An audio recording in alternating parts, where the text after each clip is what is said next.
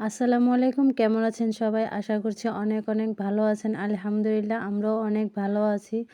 তো এই যে এখানে আমি একটু দুপুরে রান্নার শেষে একটু নাস্তা করে নিচ্ছি। নাস্তা বলতে একটু জুস খাবো। আর একটা শসা কেটে নিছি, এটা খাবো। আমি একটু আরামপ্রিয় মানুষ। আমি ঝামেলার মধ্যে খাইতে পারি না। আমার কথা হইছে আমি একটু আরাম-আয়েশ করে খাবো। সব কাজ শেষ করে তারপর আমি খাইতে বসি। যাই হোক, ভাত হোক, নাস্তা হোক, যাই হোক। আমি নরমালি শসা খাই না। তো আজকে নিলাম একটু লবণ, মরিচ এগুলা দিয়ে সাথে একটু জুস নিলাম। খেয়ে দেখলাম ভালোই লাগে খাইতে। আমার কথাগুলো শুনতে আপনাদের অনেক বিরক্ত লাগতে পারে, কারণ আমার ঠান্ডা লেগে একদম কথা একদম জড়ায় আসতেছে।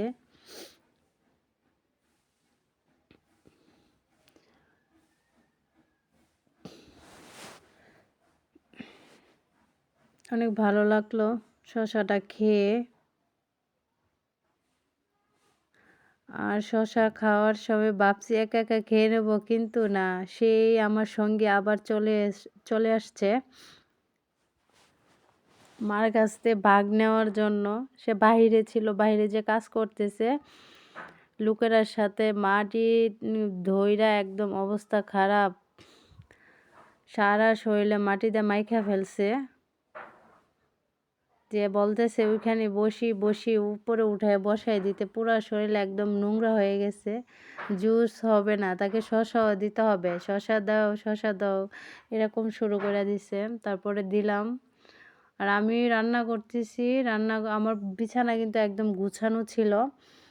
তারপরে রান্না করার ফাঁকে দেখি একদম চুপচাপ, কোনো শব্দ নাই। হঠাৎ করে আইসা দেখি এই অবস্থা। উনি এখন বিছানা গুছানো, বিছানা সে আবার গুছাবে।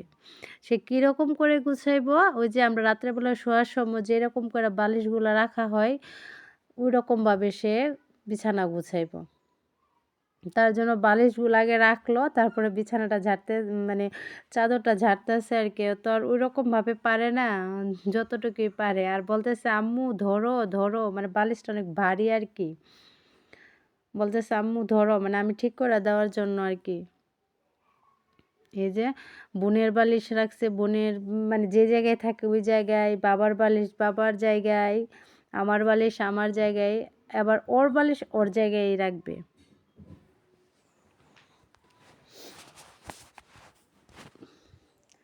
এই যে ওর বালিশটাও রাখতেছে, তারপরে রাখার পরে সে ঘুমাইতে আসবে। এই যে এদিক দিয়েও বিছানায় ওঠার জন্য চেষ্টা করতেছে, কিন্তু এদিক দিয়ে আর উঠতে পারছে না, পড়ে যাইতেছে বারবার। তার কিন্তু একদম বিছানা গুছানো কমপ্লিট হয়ে গেছে। এই যে এখন সে ঘুমাবে। এত দুষ্টু, আর মাশাআল্লাহ হ্যাঁ, সব কিছু মানে একবার দেখা মাত্রই সে একদম ক্যাপচার করে ফেলে। এখন সে ঘুমাইতেছে। দেখ, এই যে একদম ঘুমিয়ে গেছে, আসলে কিন্তু ঘুমায় নাই সে, দুষ্টুমি করতেছে। আর এই যে আমার বড় মেয়ে পড়তে বসছে, তো ফাঁকে একটু ওকে কমলা দিলাম খাওয়ার জন্য। আর এর কি একটা অভ্যাস, এটা আমার মনে হয় ভালো গুণী। পড়ার কথা আমার বলতে হয় না, অন্য যাই হোক না কেন তার পড়াতে মানে সে বুঝে যে আমার পড়াটা আমার নিজেরই শেষ করতে হবে। পড়ার আগে শেষ করে ফেললে আমি একদম অবসর। তার জন্য ওর পড়া নিজে নিজেই শেষ করে জাস্ট ও একটু যেটা একটু সমস্যা হইতেছে আমার ডাক দিবা, আমি দিই, ওটাও কমপ্লিট করে ফেলে। আর এই যে আমার মেয়ে কমলা দিছে, সে কিন্তু ফল অনেক পছন্দ করে মাশাআল্লাহ। হইলেই হইছে, অনেক পছন্দ করে, কিন্তু অনেক টক, এটা মজা করে সে খাইতে পারতেছে না, পুরো চেষ্টা করতেছে খাওয়ার জন্য।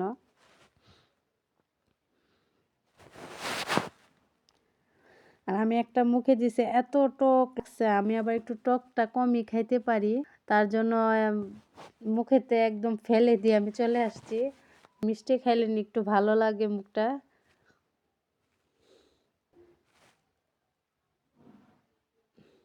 তো সব শেষ করে পরের দিন সকালে চলে আসছি লেখাপড়া নিয়ে। উনি আবার খাতা কলম দেখলে এক জায়গায় থাকে না, লেখাপড়া করতে হয়। আবার শুধু লেখাপড়া করলেই হয় না, সেই লেখাপড়া আবার আমার দেখতে হবে যে কেমন হয়েছে। এর খাতা কলম দিয়ে একটু ব্যস্ত রাখার। উনির কিন্তু একটা গুণ কি, উনি ক্যামেরা দেখলে একদম দাঁত বের করে হেসে, সে বুঝুক আর না বুঝুক। আপনাদের সাথে আমি দুপুরের রান্না নিয়ে চলে আসছি। একদম কিন্তু ক্যামেরাটা নড়াচড়া করতেছে, কারণ তো ক্যামেরার স্ট্যান্ডও নেই, তারপরে হচ্ছে কেউ ধরার মতো কেউ নেই। এক হাতে ধরছি আর এক হাত দিয়ে আপনাদের সাথে শেয়ার করতেছি, কষ্টই হয়ে যাচ্ছে, তারপরও আপনি শেয়ার করলাম। এই যে ফুলকপি রান্না মাছ দিয়ে, টমেটো দিয়ে ফুলকপিগুলো আগে ভেজে নিয়েছি। সবাই তো রান্না করতে পারে না, আমি জাস্ট একটু শেয়ার করলাম আমি কিভাবে রান্না করি সেটা। আমার ব্লগে শুধু আজকে আপনারা খাবার আর খাবার আর খাবার দেখতেছেন। আমি একদম হলুদ মরিচ লবণ আদা রসুন, সরি আদা দেই না, রসুন দিয়ে একদম পানি দিয়ে ফেলছি। দিয়ে এখন মাছগুলা দিয়ে দিব। এই যে একটু আনব,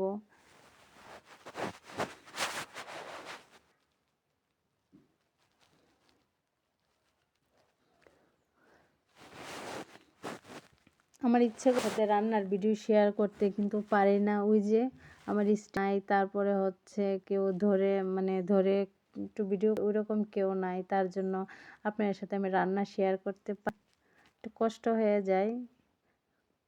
তার জন্য ফাইনালি আমি ধনিয়া পাতা দিয়ে দিছি। এখন নামিয়ে নি। শুধু আজকে আপনার সাথে একটাই শেয়ার করলাম। আর এই যে টক করছি, তারপরে ডিম দিয়ে বাঁধাকপি ভাজি করছি। তো আজ এই আসসালামু আলাইকুম। আপনারা সবাই ভালো থাকবেন, আমাদের জন্য দোয়া করবেন।